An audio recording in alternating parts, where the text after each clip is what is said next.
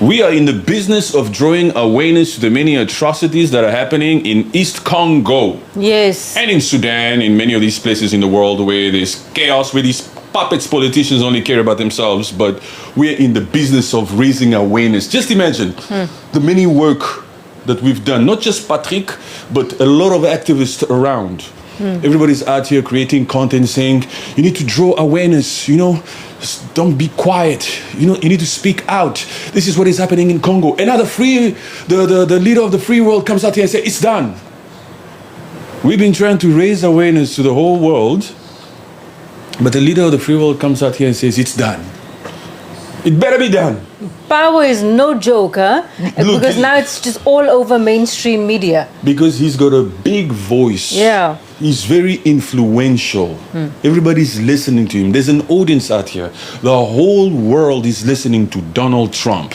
When Donald Trump says that war is done, yes, we want it to be done. We're not saying it's still on, but we also know that there's certain things that are still trickling down. There's still crimes here and there. It's not necessarily a war zone completely, but there's still a lot of freaking individuals, especially from that freaking rebel group called M23, that are still continuing to cause chaos. And until the territorial integrity of the DRC is in full control within the government, until state authority is restored, we need to continue to still view this as if there's still some sort of freaking chaos. Yes, because we don't want Kivu to be annexed. We don't want these M23 to just sit there and do nothing. No arms, not dropping bombs on displacement camps, but they're still in control of Goma and Bukavu and East Congo. Yeah, so we don't want that. They're still walking around there like they own the place. They should be now saying, okay, get out or stop walking around so proudly. M23, you are nothing. M23 needs to be neutralized just as much as we want FDLR to be neutralized. They are the same. Yeah. Those ones. FDLR and M23 are cut from the same cloth. FDLR, those extremist Hutus who are responsible for that supposed G-side, and those that still have the mentality of wanting to do that again, if that is true, because me, I'm not in the business of believing what Kagame says, but if that is true, if it were true, M23 also is just like that freaking FDLR who's also wanting to topple or overthrow the government. M23 wants to overthrow the government in Kinshasa. Suppose the FDLR also wants to do the same in Kigali. So they are the same. They should all be neutralized. You, Rwanda, you must shut your mouth when it comes to M23. Don't come out here and tell us we need to unite. These Rwandese, they have the audacity to come out here and tell the Congolese we need to unite with M23 and that we should accept them as Tutsi Congolese or whatever the freaking hell. No way. But when you tell them to unite with the freaking extremist Hutus, then, oh no, you have genocidal tactics. Why do you want us to unite with these genocidal people that cause this and that? M23 is dropping bombs on displacement camps too in Congo. Yes. Rwandese want the Congolese people to unite. But Rwandese don't want to unite with their own FDLR. Which is insane. So, for me, the best case scenario is you Rwandese, you stay out of our business. We've never been the type to mind the business of Rwanda. The only reason why we are standing here with this aura, with this energy, with this personality, with this charisma, is because you've had your freaking boots in our territory. Yes.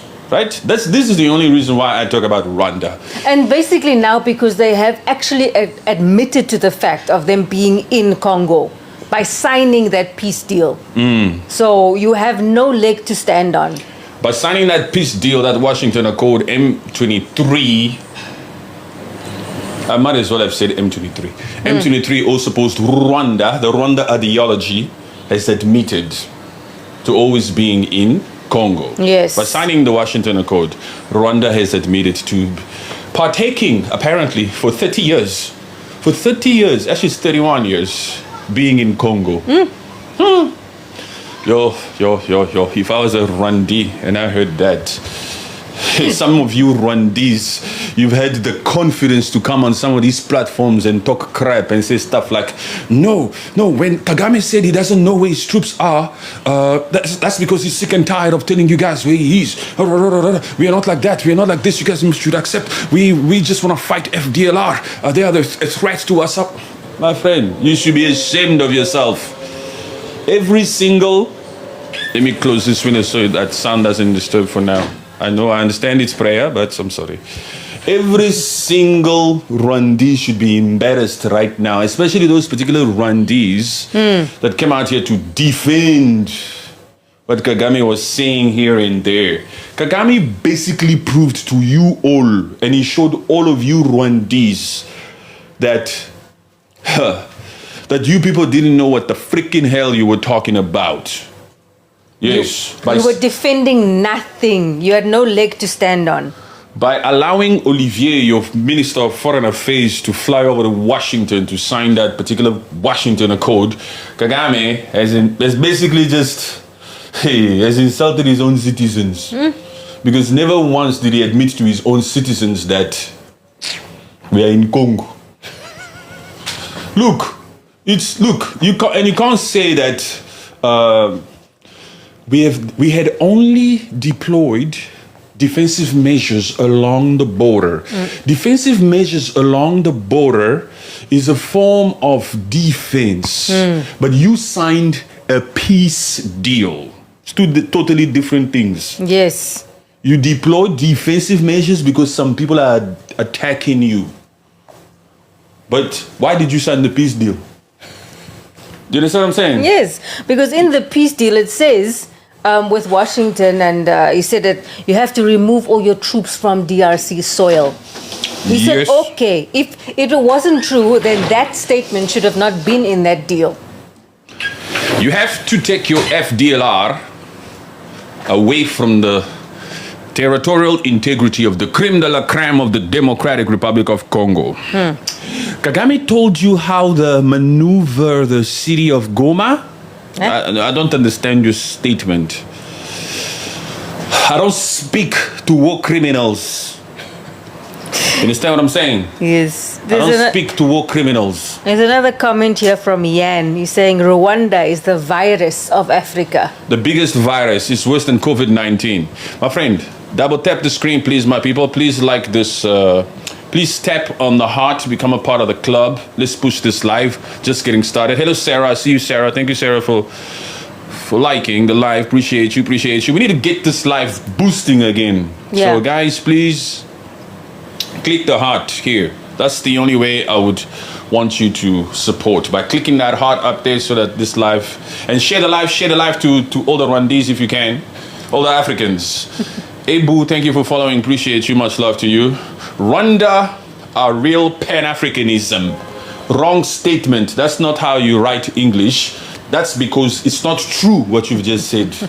Rwanda are real Pan-Africanism. No, man. That doesn't make sense, my friend. You wanted to say Rwandans are real Pan-Africanists. That's what you wanted to say. But because that statement is wrong, you crashed. It's not a real statement, man. Real Pan-Africanists don't invade another sovereign nation for 31 years, and in so doing, unalive over 20 million people in 31 years. Don't talk crap to me. Don't talk to me about Pan-Africanism. Rwanda is a real Pan-Africanist country. What the hell are you talking about? They have a war criminal as a leader who wants to stay there for life, who's been out here invading and a form of aggression and another sovereign nation that did nothing wrong to you but to take you in 1994 when you people had no way to go. Those Rwandans were fighting against one another in 1994. We, the Congolese people, said, okay, you can come in. We are not looking at your Tutism or your Hutuism or your Twas. You guys just take refuge. But you people came into Congo as we took you in Rwanda, and then you started stealing from us. You started graping our women. You started analyzing our young men, recruiting them in your supposed freaking ideology. All of the craziness. You started doing your craziness, your barbaric nature into a country that decided to host you. So you Rwandese are ungrateful. You Rwandese should do yourself a favor and start saying thank you to Congo. Do you know why the Rwandese must thank the Congolese people? Why? Because for the last 30 years, those Rwandese are responsible for millions of lives in Congo. And they've also been stealing from us. We took them in 1994. We gave them a home. We still never really retaliated against them. And so they must thank us, not only because we didn't retaliate in a barbaric way, but also because we are about to pay for the peace between us. So these freaking people here in 1994 came to our shows. We took them in. Yes. They started stealing and unaliving in our country. And still we are the one that's going to give up our minerals just so that there's some form of peace. You freaking people. I need to take off my glasses for this so you guys can see my eyes. Ungrateful people. It truly is. And it's our natural resources. We're going to sacrifice our freaking rights to our natural resources just so we can have peace. yeah. And it's so crazy the way that I feel also that this Rwandan government, that they just want unrest in their region, is because they are accepting those despicable humans from America. They've actually signed the deal. Yeah, we're going to come to that despicable humans. Let's stick with the atrocities first. They are in the business of doing things that are askew. Always. Like you said, they're going to take in despicable humans from the USA. And at the same time, they've been unaliving decent folks, innocent folks, women and children and kids and babies and all that kind of thing. Yes, but this one big point here. We are about to pay for peace. We're paying for this peace. You, Olivier, foreign minister of Rwanda, when you stand in the Oval Office and you feel so proud and you're going to keep that freaking resume for the rest of life and say that I met Donald Trump, you must know Congo made it possible for you to stand there. You must be grateful. If it wasn't for Congo, you freaking Olivier, foreign minister of Rwanda, you would have never stepped your foot into the Oval Office. You understand what I'm saying? Look here, we keep a freaking spade a spade. Especially when you don't like it. We come out here, we make sure we say the truth. Even Kagame, yes, when he's going to go to Washington now with Félix Tshisekedi, thank Félix Tshisekedi, because nobody would have looked at you. The moment you step foot in the Oval Office or you go to the White House, you're in Washington, and Donald Trump, the most powerful president, is there. All eyes on you. All eyes on you.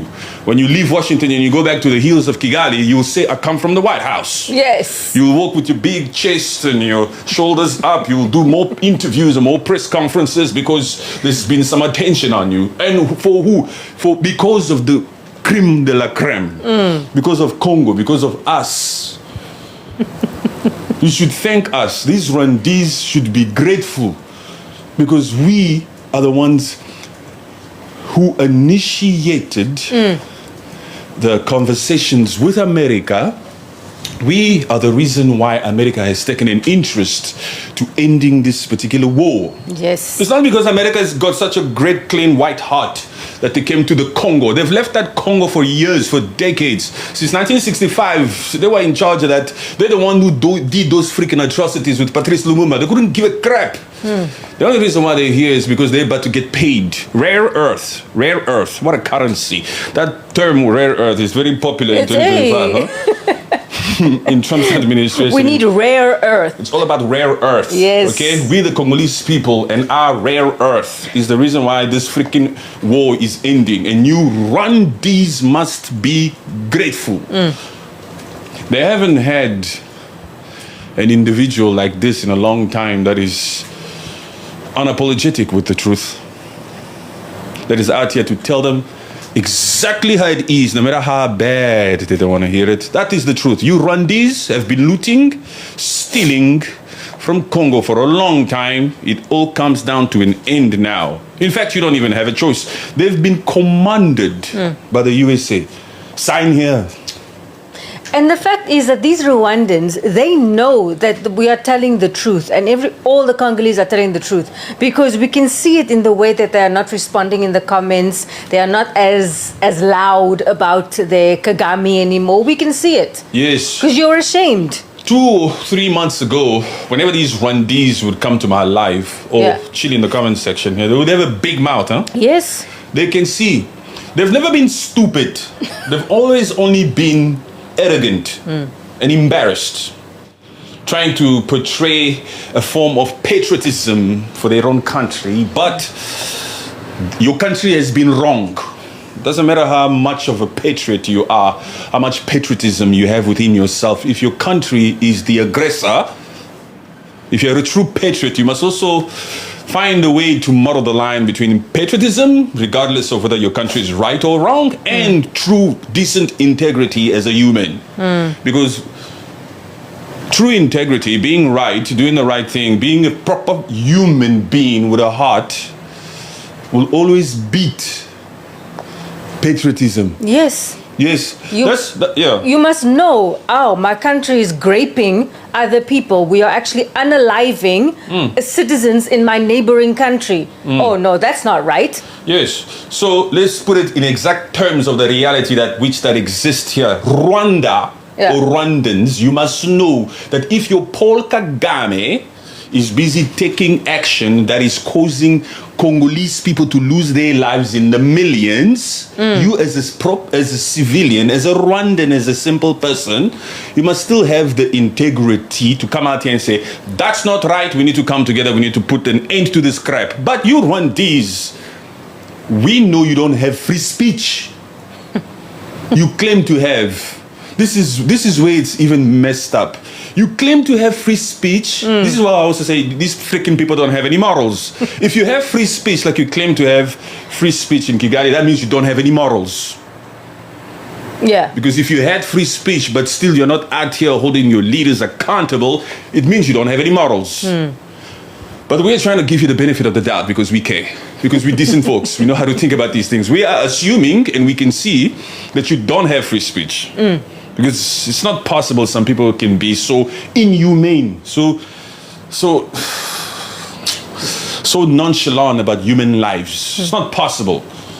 So we're giving you the benefit of the doubt when we are saying that you don't have free speech. If you continue to claim that you have free speech, then we're going to say you don't have any freaking morals. We will still catch you either way. But anyway. It's like basically you've been caught, Rwanda. We know. It's a simple truth. You don't have free speech. You don't have free speech. And you don't have morals. We have free speech. You know how we have free speech? Because we have the ability to come out here and call Félix Tshisekedi out when Félix Tshisekedi is messing up. Talking about Félix Tshisekedi, the reason why... Look here. The one thing that's happening now that I don't like about Félix Tshisekedi is the fact that I've always known that there's a lot of corruption in Congo. Yeah. In the Congolese government. So much corruption among Congolese themselves. So much corruption. How the hell are we going to build a normal working society or a way of life? How the hell are we going to improve things and situations if there's corruption? Yeah, so Rwandese, listen. You Rwandese are very quick to say, fix your own country. Stop talking about us. Listen to the rules. If you listen to the rules and if you have morals, you'll see that I make sense. I'm a decent human being. I'm a genius. I'm not biased. Understand? Too much corruption in Congo that even with this particular new government that Félix Tshisekedi is forming. Yes.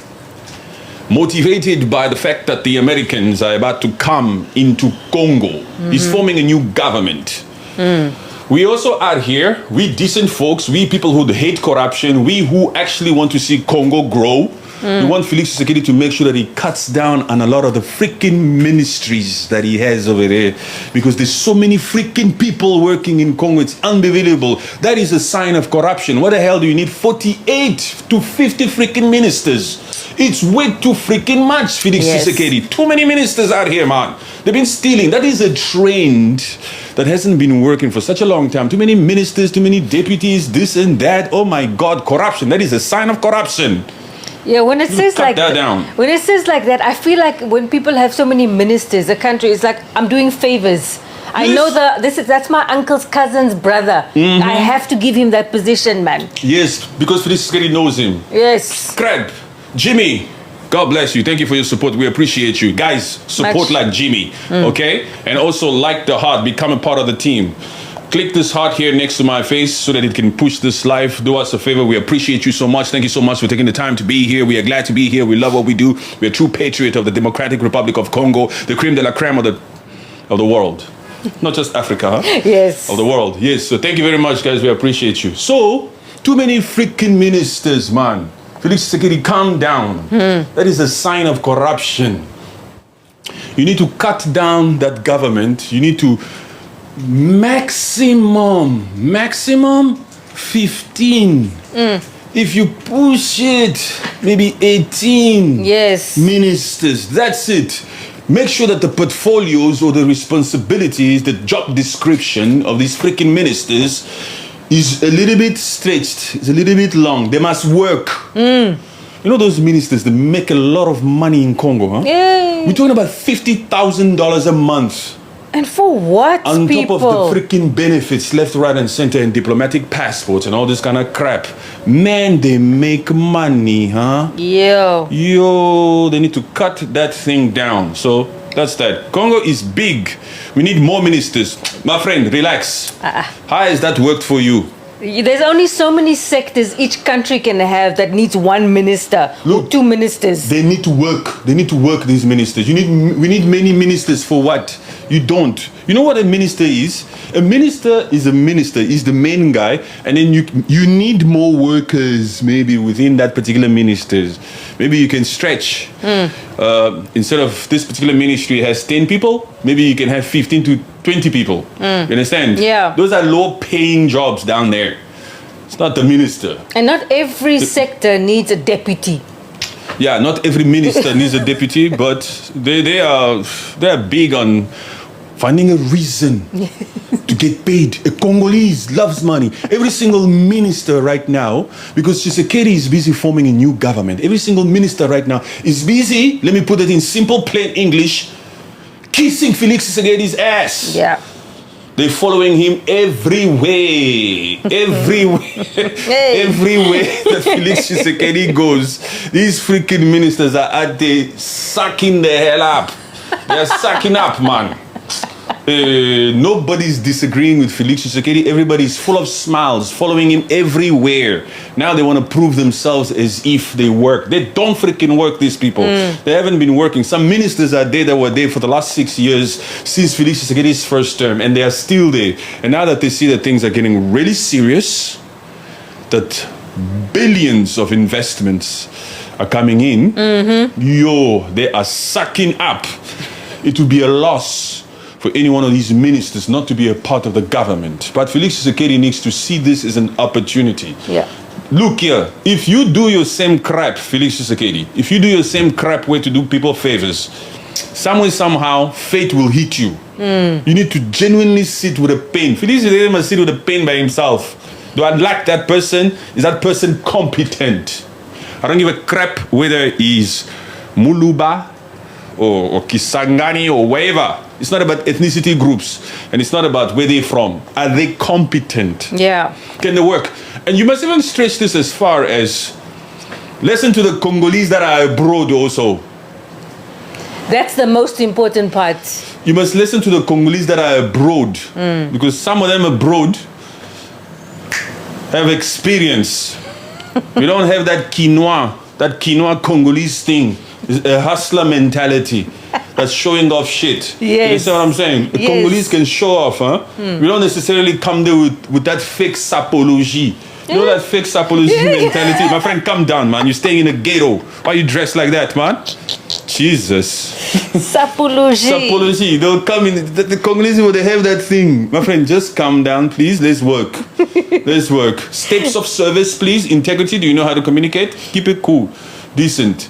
So, because there's a lot of Congolese people who live abroad, who have experience, in Europe there, in America there, all over the place. You see, we Congolese people who go back to Congo to invest. Why do we go back to invest there? Because we were able to do it overseas, and let's go back to invest. Those are the thinkers. So we have a head. We learn our experience. We learn from outside, from all over. We learn from the people who are doing better than you. That is the truth. Congolese, you don't know anything. You know something, but you don't know everything. You understand what I'm saying? Yeah. These are my own people I'm talking about, by the way. Okay, Rwandi, listen up. We're not biased here.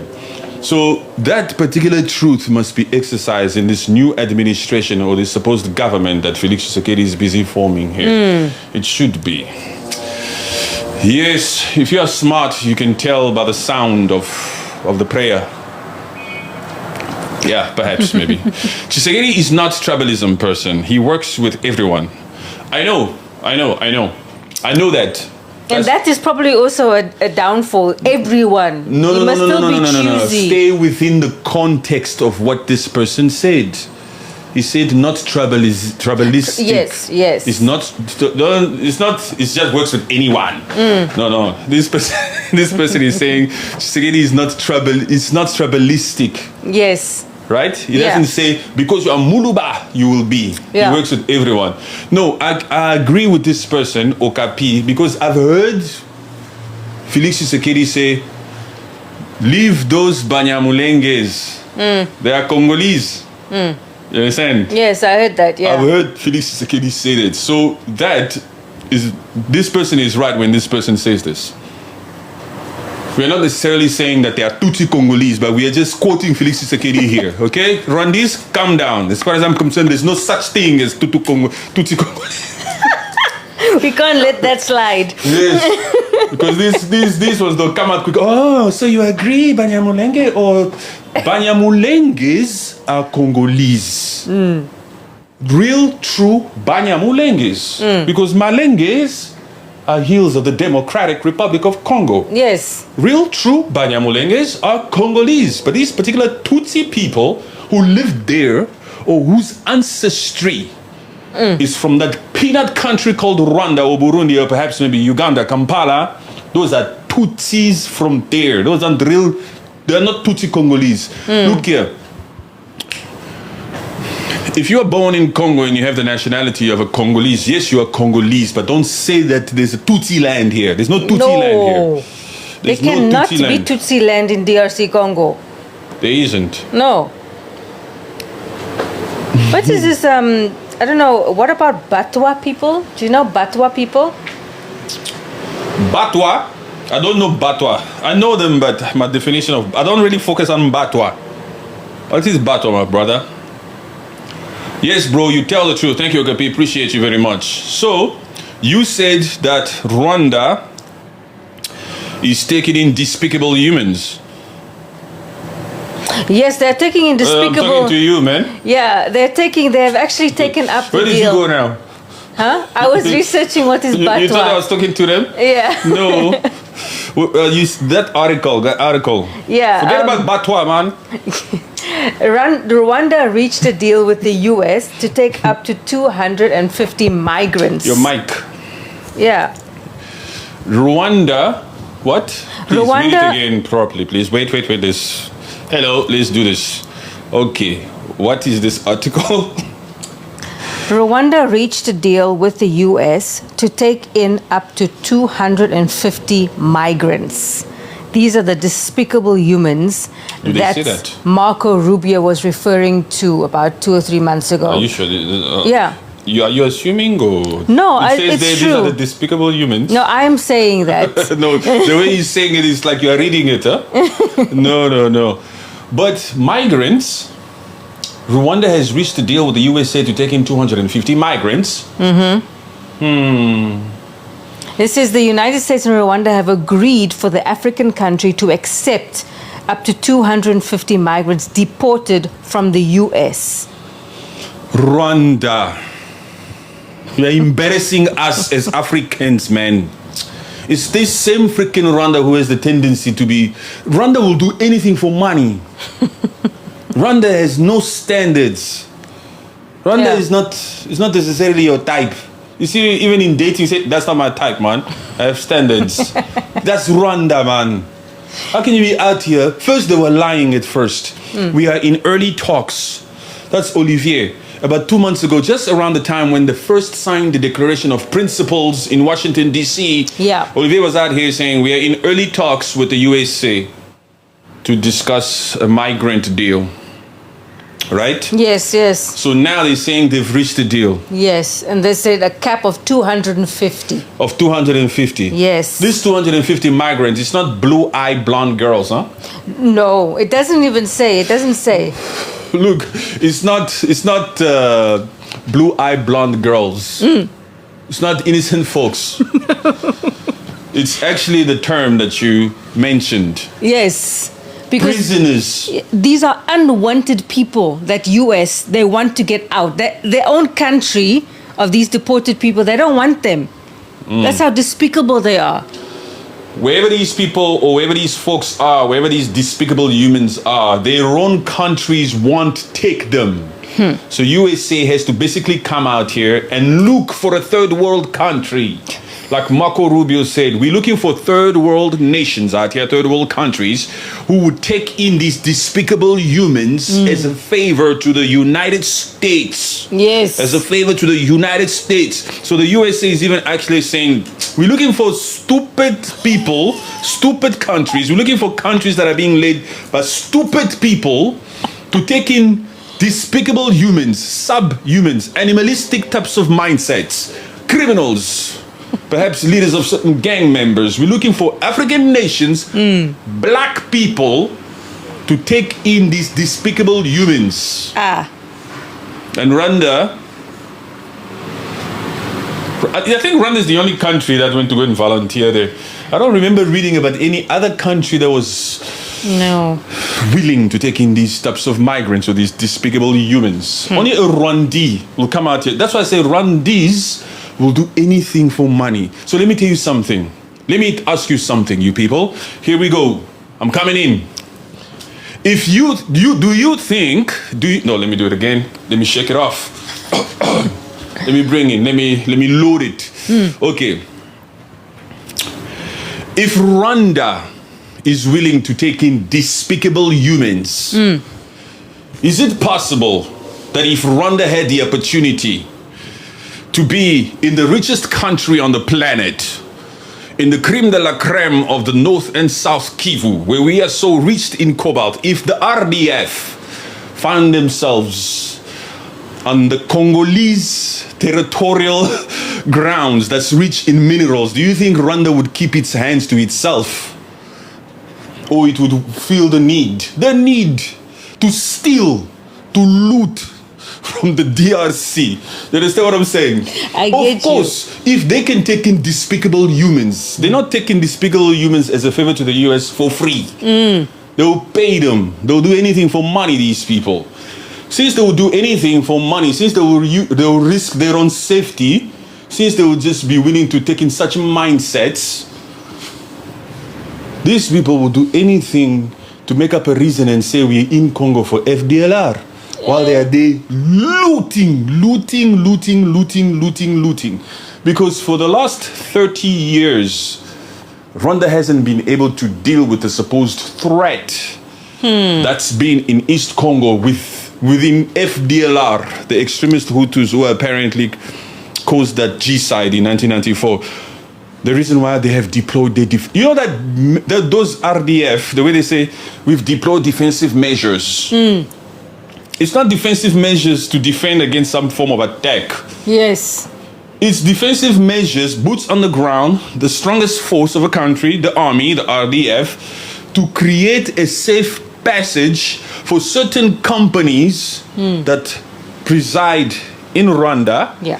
So these RDF, they create this safe passage from the mines of the DRC, from the territory of DRC. This RDF is acting as a shield, as a protective measure for these freaking private companies like what? Crystal Ventures. Remember Crystal Ventures? Yes, in that freaking Kigali. The one that he's part of. He owns. Crystal Ventures. Yes, it's got ties with the government, with the family, with the Kagame people.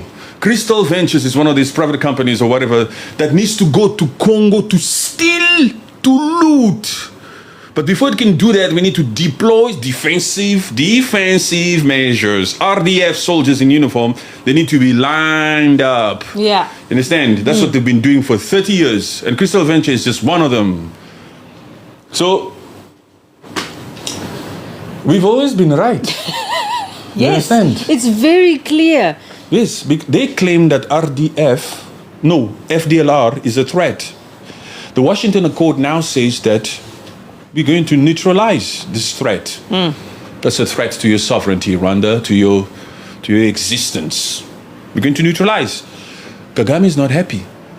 Kagame came out crying. Sanctions, sanctions, sanctions, sanctions. Crying, complaining. My friend, your foreign minister just signed. You obviously, by your instructions, why are you crying? and soon you're also going there to go confirm it. So there's no need. You have already been forced, you've already been told, get out of Congo, and that's enough. Look, Congo is the client. You understand? And we are hiring the United States to protect our borders. We're going to pay the USA in mineral form, in rare earth currency. Okay? We're going to give the United States rare earth. America, all we need you to do is just bring in your expertise. Apparently you make the best weaponry on the planet. Please come and put them around these freaking 9 neighboring countries. We have 9 neighbors as the creme de la creme of the Democratic Republic of Congo. So we are the client. Rwanda is one of those freaking thugs or thieves or looters who's been out here also stealing from us. They're not the only one. That Kampala too, with Museveni. That Angola, that Tanzania, most of them, that Sudan, most of these people around Congo have been looting. They are being sponsored also from different political figures around the world, different businessmen like Den Gatler, a lot of different freaking people and a lot of governments in Congo, in Africa, in the world, are all out here sponsoring different militant groups, militia groups, armed groups, for those armed groups to continue to loot for them. So we bring in the American gangster, the biggest gangster of them all, to call a spade a spade. We haven't forgotten about Libya. We will give you America's sovereign right, legal right to certain minerals here. All you have to do is just keep the hyenas at bay. We are the clients. You understand? And it's almost like Tshisekedi also asked him, can just always mention Congo. No matter what you're saying, what the topic is, always mention Congo when you're talking to the press. Who? Donald Trump? Donald Trump. Hey. Whenever he's in front of the cameras, Donald Trump is Rwanda and Congo, Rwanda and Congo. Hey, look here. Congo is Africa's hope. Without Congo, there's no Africa. Congo is Africa's hope. The Congo Basin. We can do so much. If only you Africans had it in you to realize that the success of the entire continent depends on the liberation of Congo, we would do so well. If we could all unite behind Congo, we would do so well. But because most of our African people are always freaking sleeping and drinking, this is why we are where we are. Understand what I'm saying? That is the truth, man. African people live in competition with one another. Look at those South Africans down there.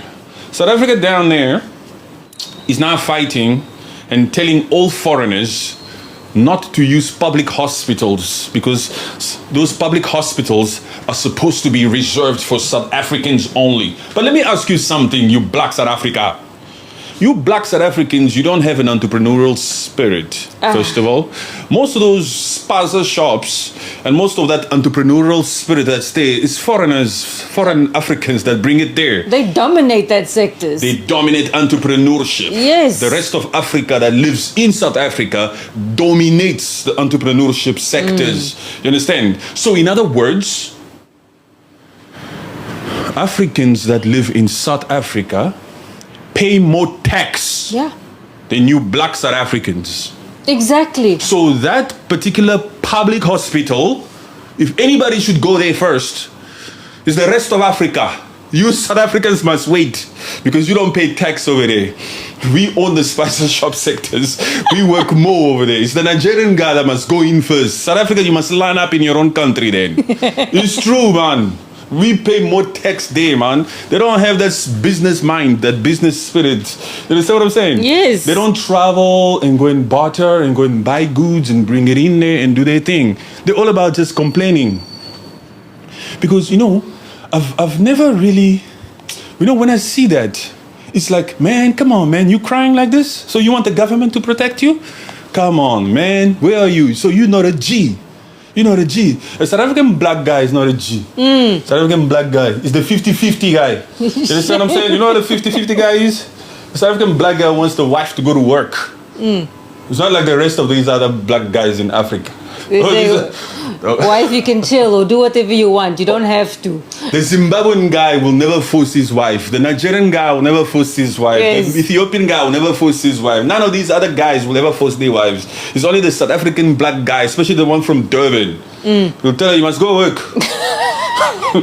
Bring the check. But I need my bunny chow. It's true. It's true. I'm telling you the truth. And also, it's not just South Africa. Tanzania, yeah, removing all licenses for certain sectors in Tanzania and reserving it for Tanzanian citizens only. But they don't have an entrepreneurial spirit. You Tanzanians and you South Africans, you don't have an entrepreneurial spirit. Why are you blaming the people who have? They don't have. That was such a stupid policy passed in Tanzania now. And it's so immediate. But with immediate effect, they passed that shit. That's Salma chick. Yes. I have to say chick because I don't respect that kind of policies. I'm not going to say president. What president? No. Look here, there's so many foreign nationals who live in Tanzania. That particular law now will affect so many people.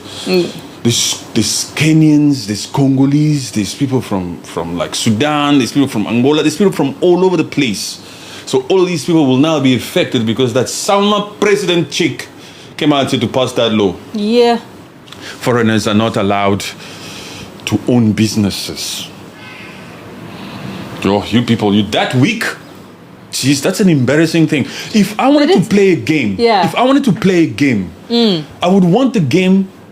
Look here, I actually like to play a game where it's a little bit unfair. You have the advantage. I like it when you have the advantage a little bit. You understand what I'm saying? Now let's play this freaking game, man. Take a little, because I know when I whoop you, it'll be sweet. Hey. It'll be sweet, man. You had the advantage and I whooped your ass. You understand what I'm saying? That's exactly what's happening here. These Nigerians, these Zimbabweans, these Sudanese, these Ethiopians that are in South Africa or in Tanzania that have such a high entrepreneurial spirit are out here excelling in these different sectors. Yes. Although they don't have all the benefits that the local citizens have. They are getting whipped. You understand? Yes. And so as a result, they are bitter. Especially in that South Africa. Operation Duduzela, you should be embarrassed of yourself in that freaking South Africa. Operation Duduzela, whatever the freaking hell. It shows weakness. You're getting whipped by those foreign nationals in your own country. You don't have a spirit of entrepreneurship. It's the entrepreneur, it's the foreign local guy who's paying more tax there in that South Africa than you. So Operation Duduzela, sit down. Sit down. The moment you kick out all of those foreigners, or if they leave, or if they are not allowed to open businesses like in freaking Tanzania, your economy will be affected. Yeah, because why that South Africa is stopping foreigners for having businesses? As long as they are having the licenses and they're following Not South Africa, Tanzania. Yes. Why are they stopping it? Because they have the licenses and they are following the rules. They're paying their taxes to the government. So what is your issue? They said in Tanzania, they're saying that it's unfair to the local citizens. Yeah. And that these markets are being too congested or whatever, too much competition. And the fact is this. They don't have entrepreneurial spirit. They don't know how to do business. Those Tanzanian people or those black South Africans, they don't know how to do business. Because if they did, they wouldn't complain. They would excel. They would take over. You understand what I'm saying? Yeah. It's about knowing what you're doing, whether you're a black South African or whether you are Tanzanian. You must know what you're doing. If you don't know what you're doing, you'll get whipped. It's true. Yeah. They're getting whipped by the rest of Africa who lives in those particular countries. And as a result, they're just bitter, especially in that freaking South Africa. They're so bitter. But South African, you black guy, you black South African guy, you don't have an entrepreneurial spirit. You need to go back to school, man. You don't have it. The Nigerian guy is a businessman. Nigerian guy, the Zimbabwean guy is a businessman. Yes. Take any Uber, Zimbabwean guy. Go to any places, Nigerian guy. They have the entrepreneurial thing. And they pay you. Look, you black South Africans, you should thank every single African national that lives in South Africa because they have more entrepreneurial spirit than you have. And so as a result, they pay more tax in that South Africa. So all those public hospitals, Operation Duduzela, listen, all those public hospitals, they exist because of Africa. It's true. Because of the various African country citizens that are in South Africa. Yes. That's why the public hospitals and the public schools are even a little bit decent. Yes, because the rest of Africa is in that South Africa paying more tax. Yes. They own the Spaza shop world. They have more entrepreneurial. Even the Pakistanis who are there, even the Sudanese, everyone that's there. Go to South Africa, Cape Town, Johannesburg, Durban, or wherever it is. You see the Pakistani guy with a restaurant or with a clothes store. You know, they have all of these things. You go to Eping in those industrial areas. You just see foreign folks. You don't see South African black owners there, man. They don't have that business mindset. We, the foreign nationals, are the ones who pay more tax there. So calm the freaking hell down. We need to utilize those public services. I'll clip this for you guys and I'll put it on that freaking TikTok. They love it when I land on the freaking FYP like this, unapologetically. It's the truth. And it's sweet when it's the truth. It's effortless when it's the truth. Long live Dudula, long live, says a lazy South African. Says a particular lazy South African. Long live Dudula, long live. No, Dudula, you must go to work. You, Dudula, you must find it in you to make sure that you build yourself. Life is a competition. It doesn't matter if they remove everyone and you become only South Africans in South Africa. If you don't have it in you, you won't succeed. Mystica, stop talking about Rwanda. Listen, winner. The rules will talk about Rwanda if the rules want to talk about Rwanda. And for as long as you freaking Rwandese, if you Rwandese stop stealing in Congo, the rules will stop talking about you. Do you understand? If you decide to keep your hands to yourself and you stop looting and you take your boots back and you take back all your freaking people, you take your Tutism mentality back to that Kigali, the rules will stop talking about you. Yan, thank you, Yan, for liking. Appreciate you, Yan, so much. I see you. You've been here from the very beginning. Appreciate you, my guy. Appreciate you. Guys, click this heart, become a part of the team. Let's push this live. Perhaps I'll still be here for some time. Let's see. Hello, bro. How you guys doing? My two lovely people. Hey, brother Nico, DNA original. How you doing, my brother? All is well, man. All is well. All is well. Appreciate you. Appreciate you. We're doing well. We're doing well. We're doing well. Azania. So you, Azania from South Africa, you are just twisted, right? Because you say long live Dudula, long live, and at the same time you say Viva Kagame. So you're on the side of Dudula, who's doing the wrong thing, and you're also on the side of Kagame, who's doing the wrong thing. So you need help. You don't know what you're doing. You don't know what you're doing. Mario, what's up, Mario? How you doing, Mario? Trust you're well. Trust you're well, Mario. Wazalendo will support you 100%. Thank you very much, my guy. Appreciate you. Congo, je ne coste. Hey, guys, what do you think of the US and DRC deal? We believe that it's an opportunity, but we have to be smart. If we're not smart,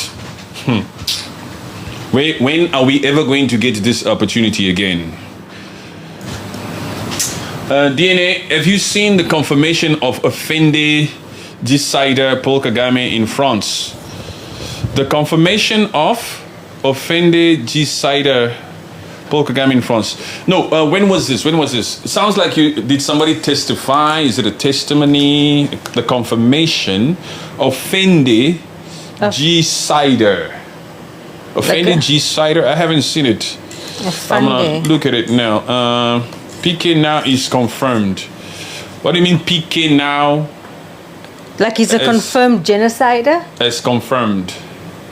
PK now is confirmed. Let me see what he says again. France 24 interview. France 24 interview for offended genocider. Something like that. Trump is caught up in so many wars from China, Russia, Iran, and Museveni's advice as chairman of NEM. I don't know what you're saying, bro. I don't know what you're saying there. But Trump is not out here initiating this peace deal between DRC and Rwanda for free. It's not because it's for free. Offende means command in Swahili.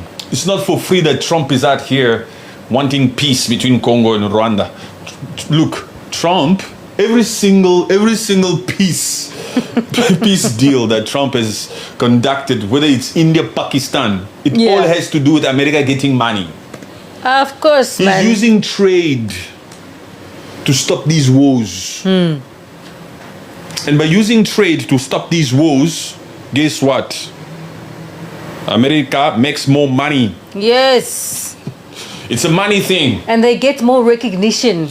It's a money thing. Yes. It's not necessarily a human heart thing. It's not necessarily because, oh my gosh, there's so many millions of Congolese being unalived there. That war took 30 years. Oh, damn, we need to come out here and make sure that we end that particular war. No, it's about rare earth. It's because rare earth was given, even with India and Pakistan. Yes. Trump says, look, if you want to trade with us, you need to stop this. And so they say, okay, sorry, we need to trade. And then it's not good to kill each other. You're human. They're human. They want that bit of power. Yes. So, fine, use any tactic, but we know you're using trade. and even with Russia and Ukraine, we need that rare earth from Ukraine. So Russia, stop your crap, man. He's a businessman. It's not this. Look, it's all about the bottom line. Even Trump, as much as even at the beginning of these talks of this peace deal between Rwanda and Congo, and he didn't have the numbers with him, he's always known that Central Africa is a dangerous ground. There's always been wars there. He knows, man. He's not crazy. He's not stupid.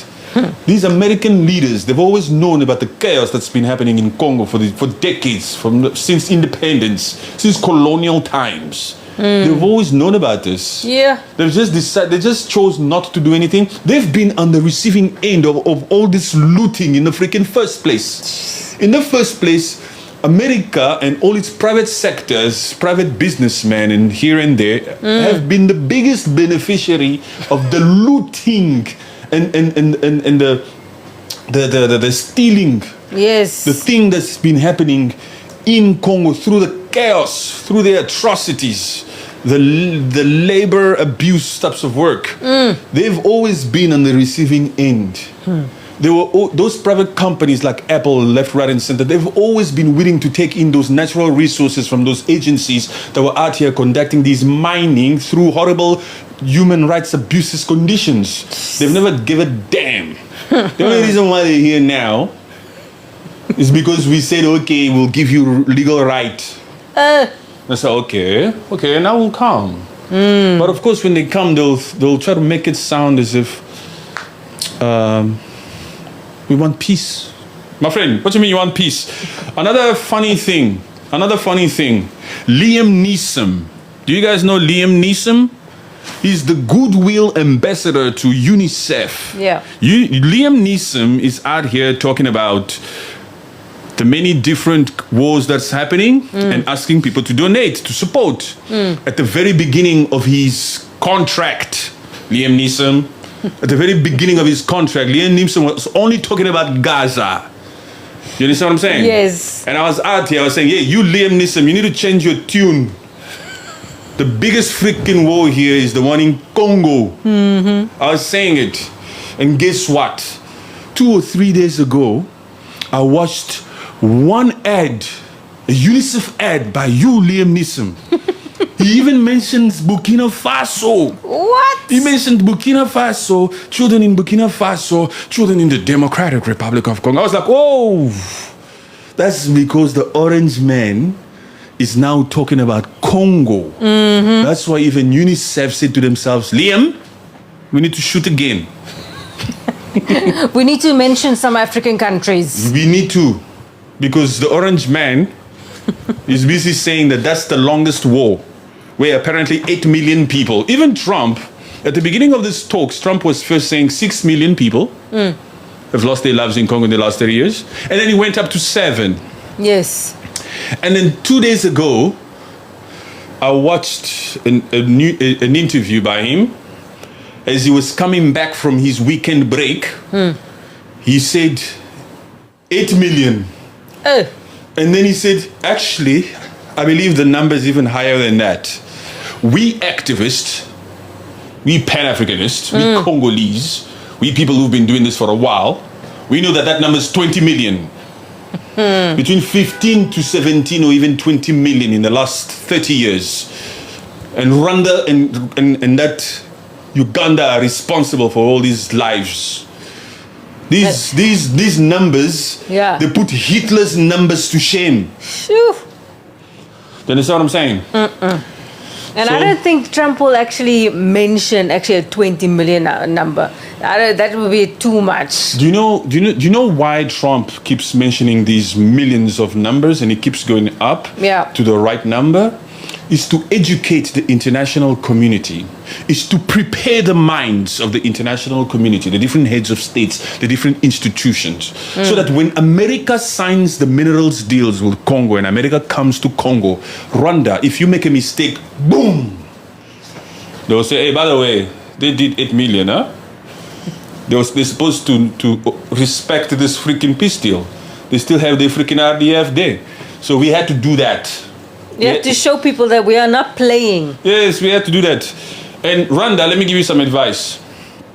The fact that Donald Trump is out here in every single press conference advocating for Congo, saying that over 8 million people have lost their lives in the last 31 years. The fact that Trump is advocating for Congo, not for Rwanda, for Congo, is a sign for you to make sure that you respect this peace deal. No violations. You better respect this peace deal. Because he's busy saying it already, huh? Yes. Out loud. So, Rwanda, we don't want you to get off scot-free from the shit already that you did in the last 30 years. Please make a mistake. The moment we sign this minerals deal, if you make a mistake, Forget about that joint oversight committee. It's not even going to go to the oversight committee.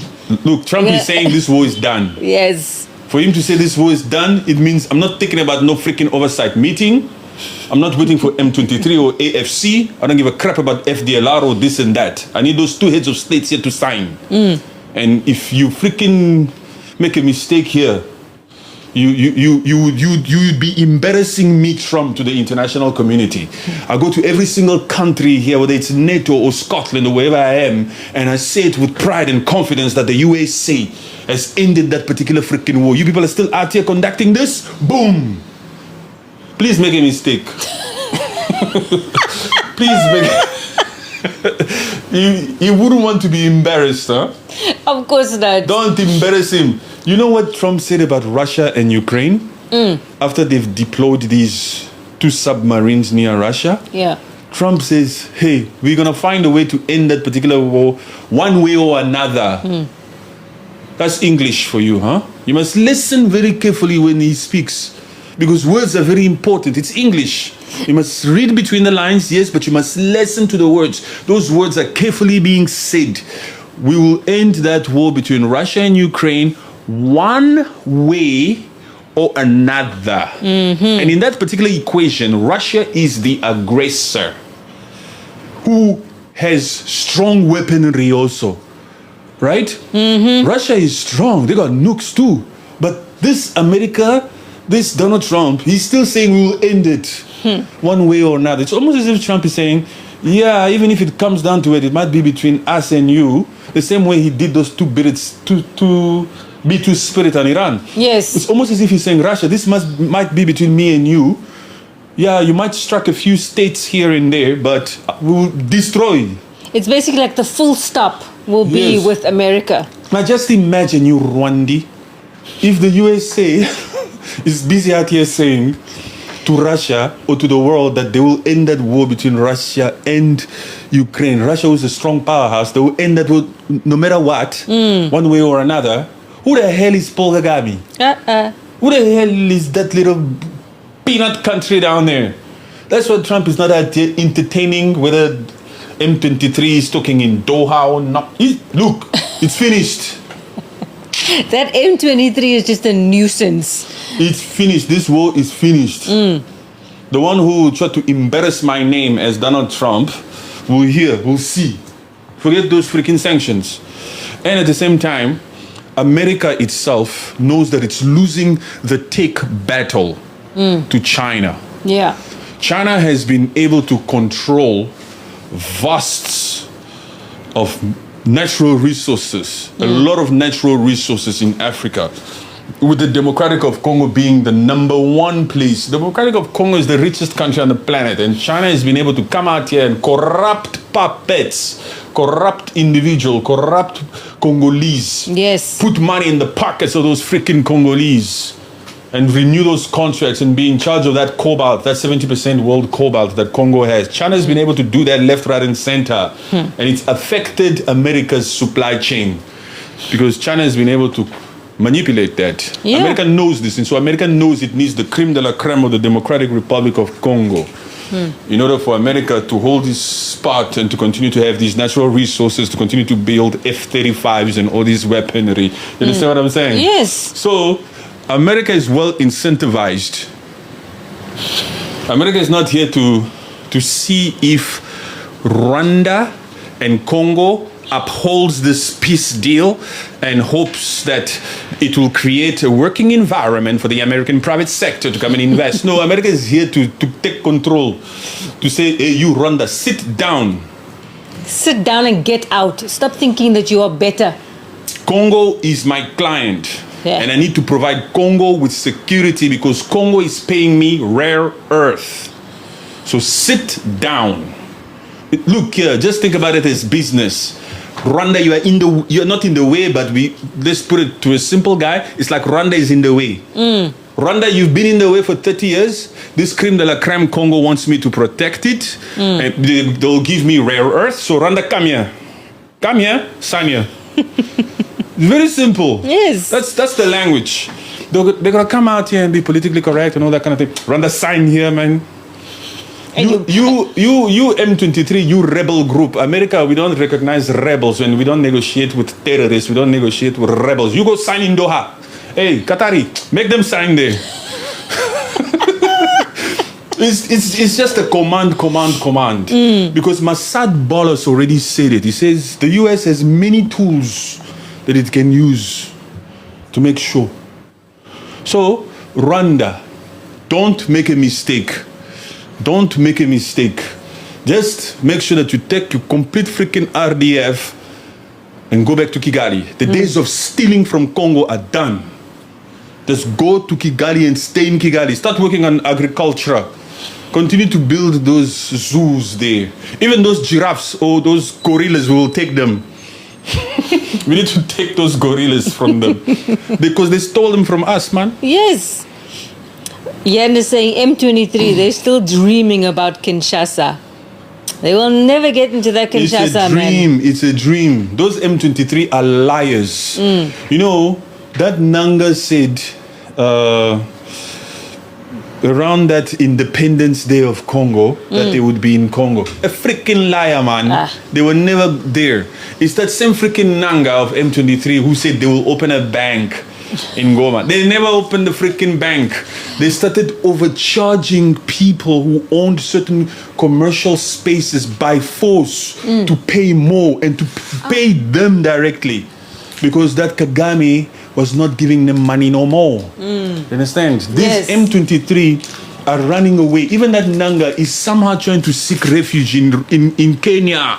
They're running away, these people. They know they are doomed. They know that Congo, Félix Tshisekedi is not stupid. Even when this particular peace deal is done, even when the minerals deal is done, and American private sector is there, and Congo has national security, there's absolutely no way that a sovereign, independent Congo will stay in Kinshasa and leave those freaking rebels be. Those rebels must face it. They must account for what they've done. There needs to be consequences. All of those lives that has just been taken. These rebels must be running for their lives now. If you don't run, you'll die there. Hey. Oh, what do you think this is? What do you think this is? You can't come up here and drop bombs on displacement camps, and then Congo has, look, FARDC is built. We have the weaponry. America is supplying the security. And you think we'll just leave you there? Who are you? You M23, you already signed in Doha for the restoration of state authority within Congo. You commit to the restoration of state authority in Congo. You are a rebel. You're a rebel. You're not a part of the state. Okay? So your days are numbered. The only reason why they were being entertained in Doha is because they had this stupid grip on Goma. That's it. If they weren't there, it would have been non-existent. Look. We are making them sign. Yeah. So that when the time comes to take them out, we can say they signed here, but they messed up.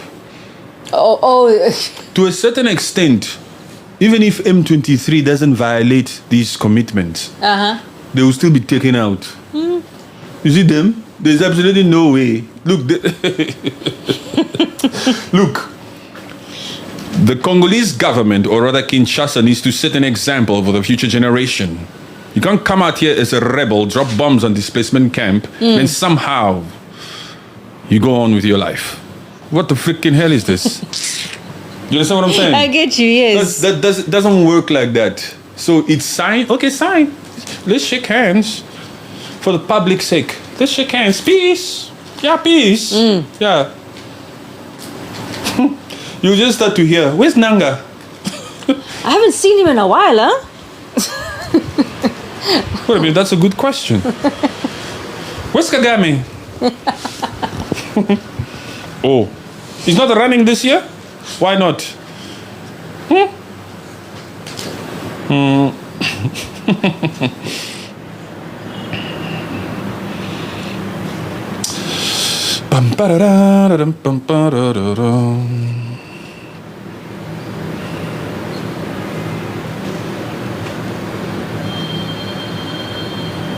Black Dot, KB. Hello, KB. What up, KB?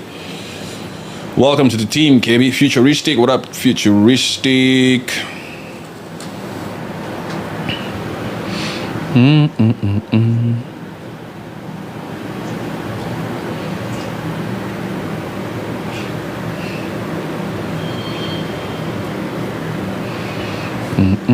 There's no DRC Tutsi. DRC Tutsi? No. Yeah, there's no Congolese Tutsi. There's Doesn't no such make thing. sense, no. Nanga, Laurence, Ikankwanda, Henry Magui, puppet of M23 are only waiting death or prison. Facts. Facts. Look, if the Kinshasa is out here prosecuting even Constant Mutumba, the Chief of Justice, yes, even if they're after him because he moved money from one account to another account, and look how they on him, especially yesterday in the courts of cassation, it's been hitting up there, huh? Oh. Yes. But the point here is, if Kinshasa is after Constant Mutamba, you think Kinshasa will leave Nanga alone? Are you out of your freaking mind? No way. Nanga has been dropping freaking bombs on displacement camps together with his Mr. Quickly and all these freaking fools down there. You think they'll leave them alone? Especially after Kinshasa gets all its freaking security that it's gonna get now with these minerals deals with the US, when Kinshasa has the strength and the power and the means to deal with these freaking rebels. You think they're gonna leave them alone? They're going after this Constant. This Constant who was out here working so hard to make sure that he deals with these Kuluna boys. And so, yes, he moved money, but the money is there still. The money is accounted for. It's not like the money is missing. He just moved them from one account to another account. But anyway, the point here is this. If Kinshasa is after that to make sure that it rectifies certain freaking order there, you think they're going to leave this freaking rebel in the east? That rebel, there's no chance. Let's just sign with this freaking rebel like we did in Doha, but make no mistake, your time is coming. You better run to Kenya or run wherever you better run.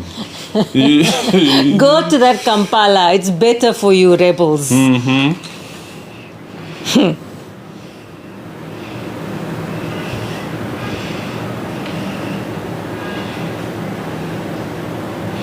Yesterday, PK tried to deflect questions about the G side. He did over 31 years. Even that Paul Kagame, there's no way these Americans and all these institutions will just let that be like that. That is something that must close. There must be a closure about these statements that Donald Trump is making here, saying 8 million people. 8 million people, where? In Congo. In Congo? Yeah. By who? By that peanut country called Rwanda. So this 31 years that you keep mentioning is also the reigning amount of years that particular Paul Kagame has been in there. So that one. So he wants to feel invincible in this world, bigger than Hitler. That he can come out here and because of him, millions of Congolese. And then just leave it go, let it go. Nobody must answer for it. Just leave it. You understand? He's going to face the consequences, that Paul Kagame. That's how some stupid brains are thinking here. That it will just be... No way. Just leave it. Nobody said anything. Let's sing Kumbaya. Let's move on with our lives. What? Paul Kagame has been deflecting, and he's just been gaining and looting from DRC Congo, and he's just been funding the atrocities that's been happening in Congo. But now it is all coming to the forefront.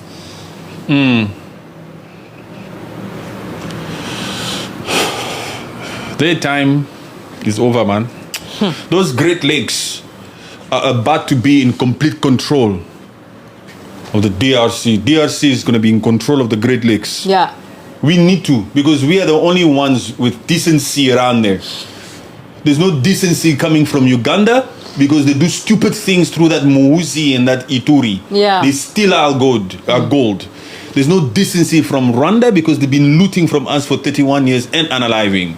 Burundi are too quiet. Keep quiet first. You just join our side so that we deal with these peanut countries. We've always been planning to invade you also anyway. You understand what I'm saying? Yes. The president came out here to say it.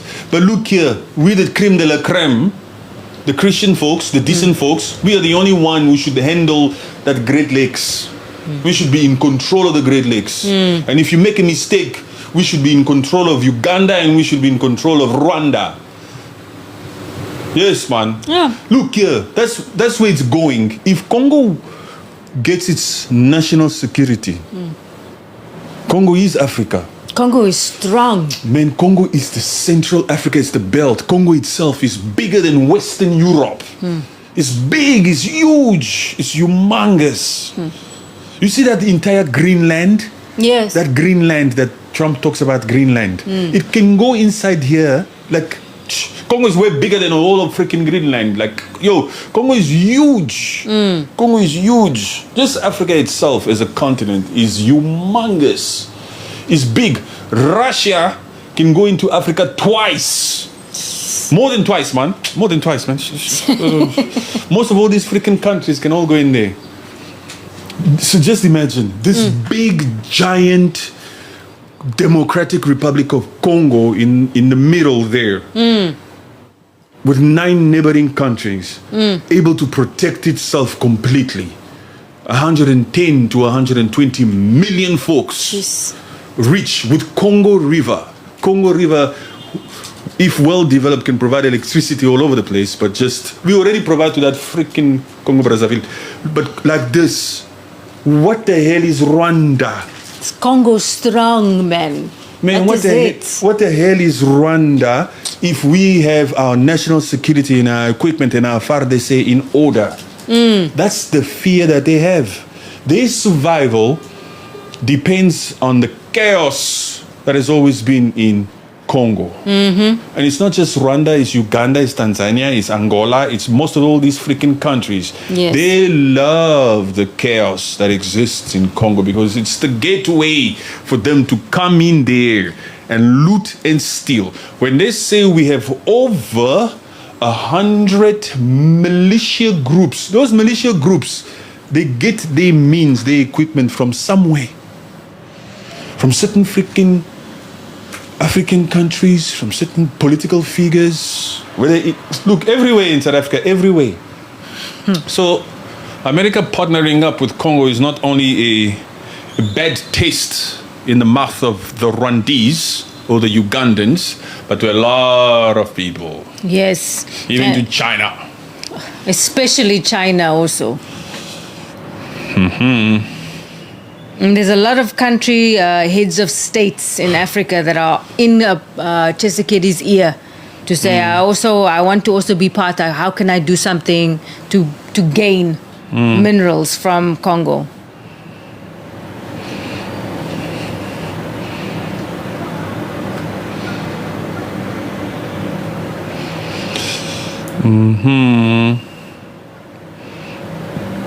So, anyway, we just know that the good days are nearby. I'm sure anytime now we will hear the announcement from Washington that Paul Kagame and Félix Tshisekedi have to be in Washington to sign. Yeah. And the moment they sign, the moment these heads of state confirm completely and finalize this Washington Accord and sign the peace deal, it's immediately time to engage with the minerals deal. With the minerals deal. The good part. The good part, the sweet part, the cherry on top. For now, we just want peace. Sign here, commit to peace. Yes. Commit to peace, Rwanda. The next phase, the sweet part about this cake, only involves the DRC and the USA. Right now, the USA is only still but a witness. I'm just going to witness this. Rwanda sign here, Congo sign here, I'm witnessing here. Okay, done, boom, peace, Washington Accord. Okay, bye. Put that file down there. They've signed. Bring the new dossier. The new dossier is about minerals, rare earth, and security. Tomahawks, long-range missiles. Positioning. Put long-range missiles like this towards Kigali. That's the new one. You understand? The minerals deal in exchange for security. That's what we're waiting for. Not for these freaking Washington Accord, M23 Doha crap, man. We're not interested in that. Just sign it. But the minerals deal, because once America is actually a party into signing this minerals deal, and it also signs to commit to provide that security, RDF, please make a mistake. Hey. Please make a mistake. Because we still want you to pay for what you've done. Please make a mistake. You're not going to be praised. Hey, please make a mistake. Believe in yourself. Come out here and do it. You can do it, RDF. You can do it. Please make a mistake. Make a mistake. We'll launch it from Kinshasa. We want me to be there in that Kiev. It's true, man. So it's about to be short time. Okay, on that note, on that joy type of laughter type of note, on that climate, on that peak, thank you very much for joining us. We appreciate you guys so much. Follow us on YouTube, on X, on Instagram, all of the above. If you're not a member here, become one. You want to follow us on YouTube because this long format podcast over there, it's a lot of fun. It's a bowl. It's a club over there. We have fun over there. So follow us on YouTube. Do your thing. Thank you very much. Brother Nico, much love to you. Appreciate you so much. Always a great sport. As always, appreciate you so much, my brother. Have fun with it. We out. Thank you so much, guys. Have a good one. Boom.